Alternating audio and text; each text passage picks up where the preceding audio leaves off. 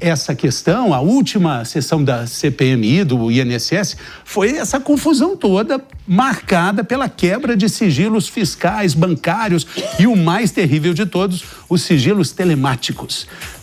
Jess, explica pra gente o que aconteceu, por que tanta balbúrdia? O que aconteceu ontem é que foi solicitada e entrou um requerimento que quebrava os sigilos de vários nomes envolvidos ali com o Partido dos Trabalhadores, entre eles o filho do presidente, que todo mundo conhece aí de Lulinha.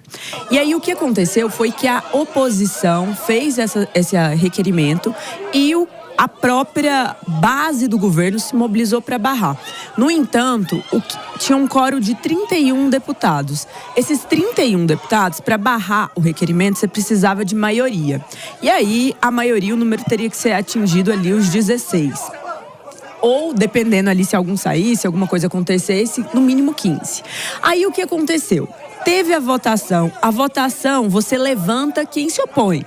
E os parlamentares de governo da base se levantaram, PT, outros partidos ali que estão dentro da base governista se levantaram, não atingiram o número de 16 deputados. E o que aconteceu? O requerimento passou, foi aprovado.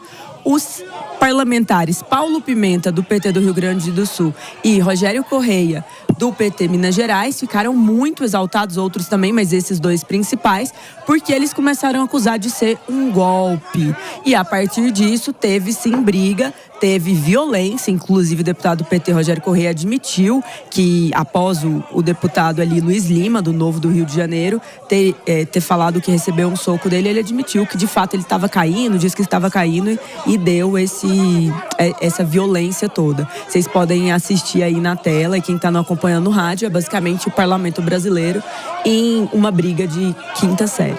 Pois muito bem. Vamos ouvir rapidinho que o senador Carlos Viana, né, o presidente da CPMI, ele tentou esclarecer um pouco essa confusão em torno da votação. Vamos ouvir o que ele falou. Quando eu coloquei em votação simbólica, o que está mandando é o painel. 16 votos eram necessários, metade mais um. O governo apresentou, na minha contagem, 7, posteriormente levantou mais gente, tinham 14. Mesmo 14 não são suficientes. O governo perdeu usando o próprio regimento que tentou para derrubar os requerimentos da CPMI. A foto mostra 14. Possivelmente, depois eles levantaram. Na hora que eu contei 2 vezes, tinham 7 parlamentares de pé. Se não entenderam, eu lamento, mas não havia votos suficientes. Muito bem, a gente vai falar mais sobre isso, a gente tem Matheus, tem Henrique aqui, a gente vai discutir, inclusive, se essa é uma quebra de acordo na blindagem de parentes de políticos e presidentes, né? Alguém quebrou esse acordo, por isso tanta balbúrdia, tanta confusão. Vamos falar sobre isso daqui a pouco, porque eu quero chamar agora lá em Brasília Igor Damasceno, que tem mais desdobramentos, informações de hoje, que envolvem até um pedido ao presidente do Senado, Davi Alcolumbre. Vamos lá, Igor, bem-vindo, bom dia.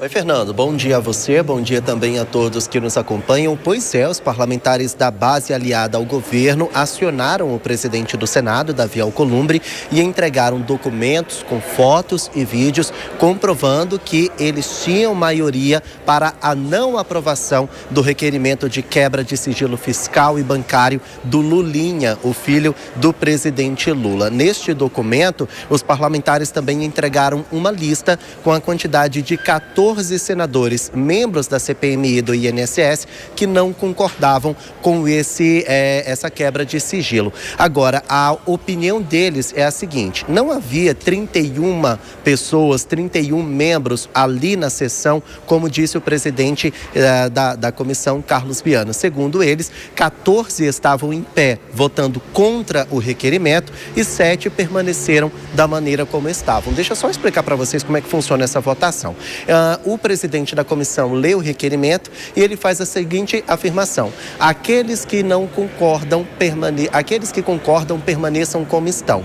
Se você não se manifestar de nenhuma forma, significa que você concorda com o requerimento de quebra. E segundo os parlamentares da base, muitos estavam em pé e levantaram o braço, e apenas 7 permaneceram como estavam. Então, segundo eles, havia uma maioria para a não aprovação desse requerimento e, por isso, acusaram Carlos Viana de fraude na contagem dos votos. Agora, caberá ao presidente do Senado, Davi Alcolumbre, decidir se vai prosseguir com a quebra desse sigilo fiscal e telemático ou bancário, se vai, então, botar para a votação novamente ou se vai entender que realmente não houve nenhuma aprovação desse requerimento. São 3 caminhos distintos, mas a decisão está nas mãos de Davi Alcolumbre, presidente do Senado, que até o momento não se manifestou. Agora, sabe quem se manifestou? O próprio Lulinha. Ele ironizou a situação de ontem, aquela confusão em torno ali da sessão do CPMI, e fez o seguinte questionamento: cadê a minha Ferrari de ouro? Porque muitos parlamentares afirmam que ele leva uma vida de luxo, que ele tem ali muito ouro, muitos carros de luxo. Ele então fez esse questionamento, ironizando essas críticas levantadas pela oposição. Mas o fato é que, pelo sim, pelo não, essa situação acaba desgastando ainda mais a imagem do presidente Lula em um ano eleitoral. Fernando. Muito bem, muito obrigado, Igor. Bom trabalho para você aí em Brasília. Para falar mais sobre essa questão aí, eu queria contar um caso muito rápido. Quando eu era repórter lá em Pernambuco, eu fui cobrir, porque isso lembra assim um acordo quebrado, né? Algo que foi combinado e não deu certo. Eu fui cobrir uma Semana Santa e aí tem aquela cena clássica, né? Do personagem representando Jesus subindo na cruz e um centurião romano com um chicote dando nas costas dele. O personagem de Jesus olhava e falava: o combinado não foi esse, maneira aí. E quanto mais ele falava, mais ele apanhava. Chegou o momento que o Jesus saiu da cruz, o personagem foi para cima do centurião e o pau torou. Foi uma confusão tremenda, não teve mais festa, não teve mais nada. Ou seja, o acordo foi quebrado. Existia uma combinação, bate de leve, e o cara bateu forte. Vocês acham que isso está acontecendo, guardando as devidas proporções lá em Brasília? É o que parece, né? Primeiro, pela reação muito desproporcional da oposição, que nada justifica uma agressão física, nada justifica a vergonha e a barbárie que a gente viu ali em cena. E também, Fernando, a gente tem que lembrar que ninguém está condenando o Lulinha ou qualquer outra pessoa que vá ter um sigilo quebrado. O que vai acontecer é uma investigação que, inclusive, foi incentivada, aprovada pelo próprio presidente Lula. Ele deu uma declaração onde ele diz: eu olhei nos olhos do meu filho e falei, se você dever, se você fez algo errado, você tem que pagar. Então, o que eu não entendo é por que toda essa revolta, se o próprio presidente disse que o filho deve sim ser investigado caso exista alguma coisa que o ligue ao processo. Mas a política é lida nas entrelinhas.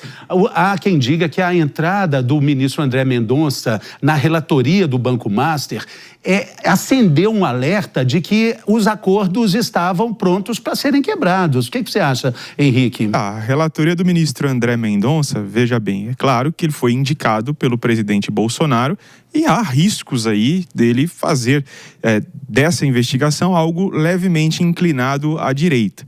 Como o Matheus bem trouxe, de fato, o presidente Lula deu um aval para que o filho dele fosse investigado e deixou muito claro que se ele for culpado, né, de fato, se ele tiver feito alguma coisa, deverá pagar. Porém, se não tiver feito nada, que ele se defenda até o final.